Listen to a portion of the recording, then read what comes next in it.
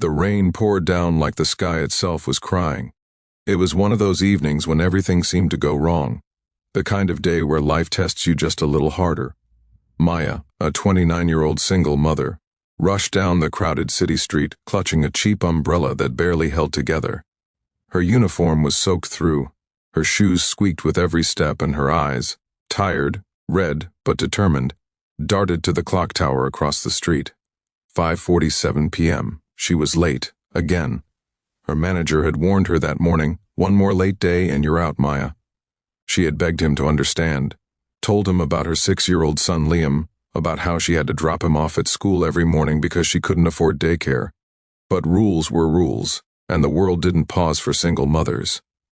As she reached the doors of Brighton Cafe, where she worked as a waitress, she stopped for a moment. She took a deep breath, fixed her messy hair, and forced a smile on her face. She'd learned to hide her exhaustion well. After all, customers didn't pay to see your pain. Inside, the cafe buzzed with the evening rush. Steam hissed from the espresso machine, the air smelled of coffee and cinnamon, and the chatter of customers filled the room.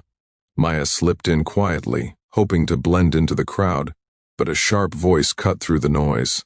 "Maya, you're 10 minutes late." It was Mr. Clark, her manager, a man whose patience was thinner than the coffee he served. His frown deepened as he looked her up and down. "I'm so sorry, sir," she stammered. "The bus broke down and—" He raised a hand. "Excuses again. You said the same thing last week. I'm not running a charity, Maya. You either respect the schedule or you can look for another job." Her throat tightened, but she nodded quickly. "I understand, sir. It won't happen again." He sighed and turned away. "Just get to work." She forced another smile and grabbed her notepad. Life wasn't fair, but she didn't have time to complain. She had bills to pay, rent overdue, and a little boy waiting at home who thought his mom was a superhero. Hours passed. The cafe emptied slowly as rain continued to fall outside. By 9 p.m., only a few tables remained occupied. That's when the door creaked open again, and a tall man stepped inside. He looked out of place. His coat was expensive but drenched from the rain. His shoes were muddy. His face, though handsome and composed, carried a strange sadness. He didn't rush to order or find a seat. He just stood there for a few moments, staring out the window at the storm. Maya noticed him immediately. Something about the way he stood, quiet, thoughtful, and almost lost, drew her attention. She approached with her usual warmth. "Rough night?" she asked gently. The man turned to her, his eyes deep and observant. "You could say that. Would you like a coffee? Maybe something warm?" He smiled faintly. "Sure, whatever you recommend." She nodded and hurried to the counter. Within minutes, she brought him a steaming mug of caramel latte. "On the house," she said softly. "You look like you need it." He raised an eyebrow. "Really? You don't even know me," she smiled. "You don't need to know someone to be kind." He stared at her for a moment, almost as if her words caught him off guard. "Thank you," he murmured. "Not many people do that anymore." Maya shrugged. Maybe the world just needs reminders. He chuckled quietly and took a sip. "What's your name?" "Maya." "Maya," he repeated, as if testing how it sounded. "I'm Daniel. Nice to meet you, Daniel." They talked for a few minutes. Small talk, light, simple. But as they spoke, Maya noticed how Daniel kept glancing toward the window, lost in thought. His suit, though wet, screamed wealth, yet his eyes were tired, like someone who had everything yet felt empty. "Long day?" she asked. He smiled bitterly. "Long life." Before she could reply, her manager stormed out of the back room. "Maya, why are you?" "Chatting. Table 4 has been waiting 10 minutes for their order. I was just—" "Don't argue. Get back to work." Her cheeks flushed as a few customers glanced over. Daniel frowned slightly but said nothing as she hurried away. For the next hour, Maya worked non-stop, cleaning tables, serving orders, forcing smiles. She glanced at Daniel once or twice, but he seemed deep in thought, sipping his coffee slowly. Finally, when the cafe was about to close, she saw him still sitting there. "Sir, we're about to close," she said softly. He nodded, stood up, and reached into his pocket. Then he froze. His wallet, gone. He checked again, panic flashing across his face. "Is everything all right?" she asked. He looked embarrassed. "My wallet. I must have dropped it somewhere." Maya blinked. "It's okay. Don't worry about the bill." No, I can't do that." She shook her head. It's fine. It's just a coffee. You can pay next time. He looked at her, genuinely surprised. You trust me that much? She smiled gently. Everyone deserves a little grace once in a while. For a second, he just stared at her, then smiled, a warm, genuine smile that reached his eyes. You're different. Before he could say more, Mr. Clark's voice echoed again. Maya! Who's that man? Did he pay? She turned nervously. He forgot his wallet, sir, but I said it's okay, I'll cover it.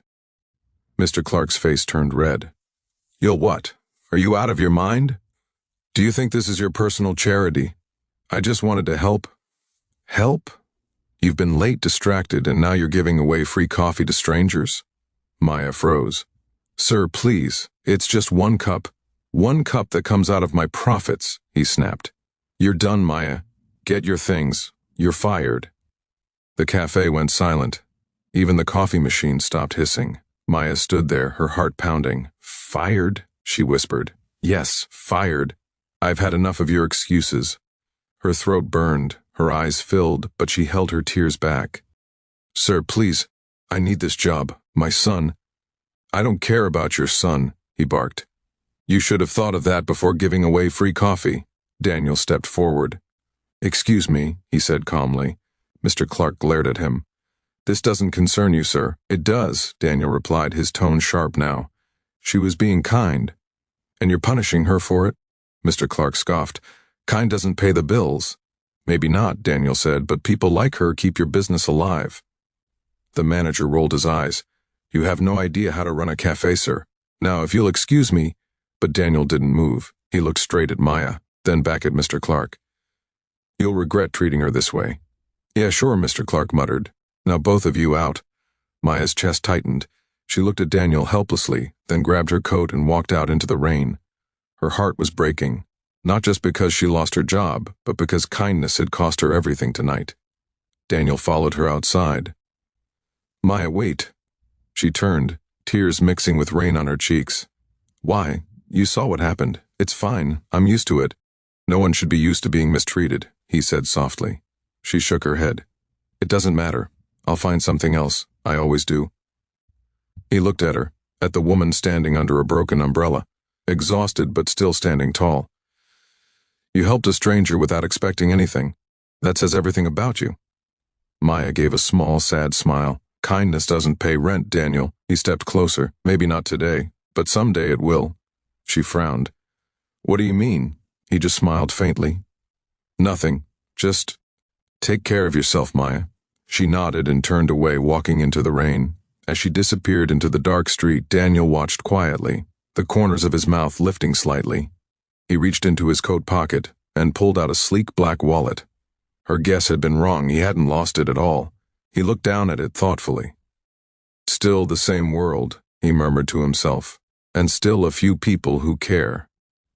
Then, as a car pulled up beside him, a black luxury sedan, the driver stepped out and opened the door.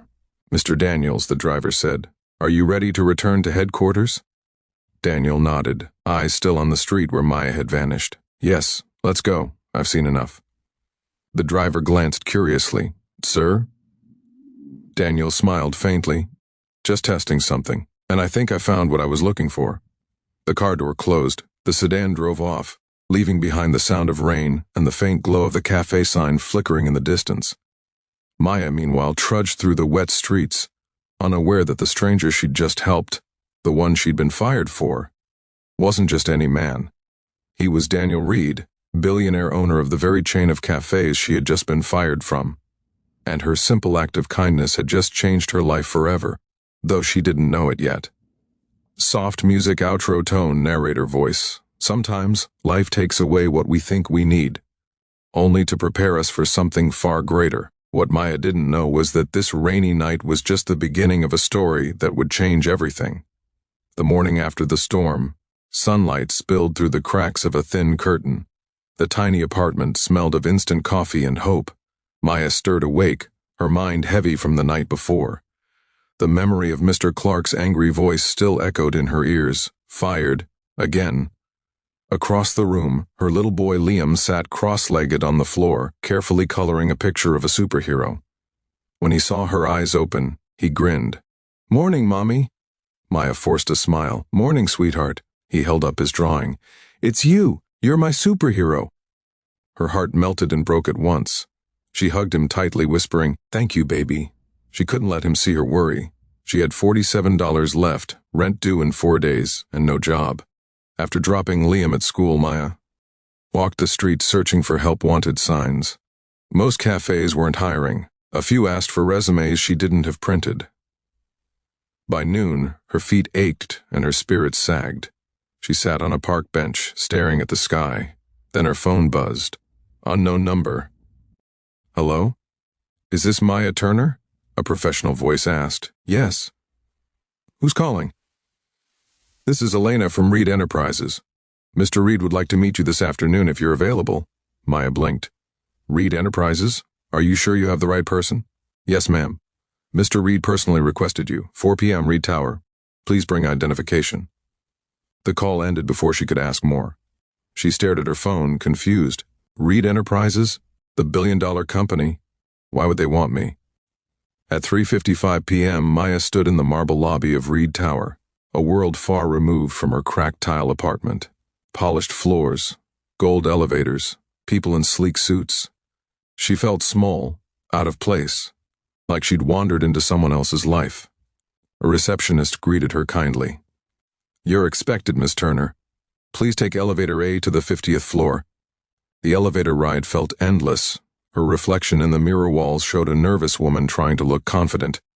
When the doors opened, a private office waited ahead, massive windows, city skyline, and there, standing by the glass, was the man from last night.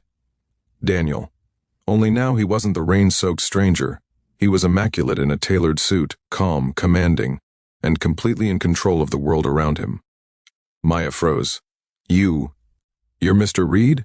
He smiled faintly. "In my defense, I never said I wasn't." Her mouth went dry. I had no idea. If I'd known." He raised a hand gently. "That's exactly why I didn't tell you." He gestured toward a chair. "Please sit." She obeyed slowly, heart pounding. "I owe you an apology," he began. "I came into that cafe yesterday in disguise. I do it sometimes to see how my staff treat customers. It helps me understand who really represents the spirit of my company." She frowned. You were testing them?" He nodded. "And you passed, Maya. You didn't know who I was, yet you showed kindness when you had nothing to gain, even at the cost of your job." Her eyes widened. "So, Mr. Clark, we'll no longer be managing any of my cafes," Daniel said calmly. "I already handled that this morning." Maya's jaw dropped. "You fired him?" "I prefer to say I held him accountable." He smiled. "But that's not why you're here." He walked around the desk and handed her a folder. Inside was a job offer, full-time management training position at Brighton Cafe's new flagship branch.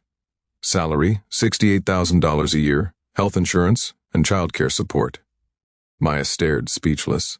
This can't be real." "It is," Daniel said. "I need people like you running my company, people who remember what kindness feels like." Tears welled in her eyes. "Why me? Because the world forgot that success without compassion means nothing," he said softly. "You reminded me of that last night." She covered her mouth, trying not to cry. "Mr. Reed, I don't know how to thank you." "Don't," he said gently. "Just keep being who you are." Weeks passed. Maya adjusted to her new role with awe and gratitude. For the first time, she could afford decent clothes for work, proper meals for Liam, and a quiet joy filled their little home. Daniel visited the cafe occasionally, never as the boss who demanded numbers, but as a mentor who listened. He'd stand by the counter, watching her greet customers, and smile. One evening after closing, he asked her, "Do you know why I started Brighton Cafes?" She shook her head. "My mother worked 3 jobs, he said softly. "She raised me alone, just like you. She taught me that kindness isn't weakness, it's strength. I lost sight of that when the company grew. But you reminded me." Maya looked at him with quiet respect. "Maybe we all just need someone to remind us sometimes." He nodded. "Maybe." A pause lingered, the kind that speaks louder than words. Then Daniel smiled. "Maya, I have another offer for you. Not as your employer, But as someone who believes in you, she tilted her head. What kind of offer? I'm launching a foundation, programs for single parents, scholarships for their children. I want you to lead it. Her breath caught. Me? But I'm not. You are exactly the kind of person who should, he said firmly, someone who knows struggle, and still chooses compassion. She blinked away tears. I don't know what to say. Say yes, he smiled. She laughed softly, then, yes. A year later, the Maya Turner Foundation opened its doors. Hundreds of families found hope through her leadership. News channels told her story. The single mom who lost her job for helping a stranger, only to discover that stranger was the billionaire who changed her life at the ribbon-cutting ceremony. Daniel stood beside her, proud. Cameras flashed, but he whispered quietly so only she could hear, "You earned this. I just gave you the chance." Maya smiled at him, the same warm smile she'd given him that rainy night. "You know what I've learned?" she said softly. "Kindness always finds its way back." He nodded, every time. Soft piano outro narrator voice. Sometimes the smallest act of kindness can open doors we never knew existed. Maya's story reminds us that compassion is never wasted. It's an investment in the goodness of the world.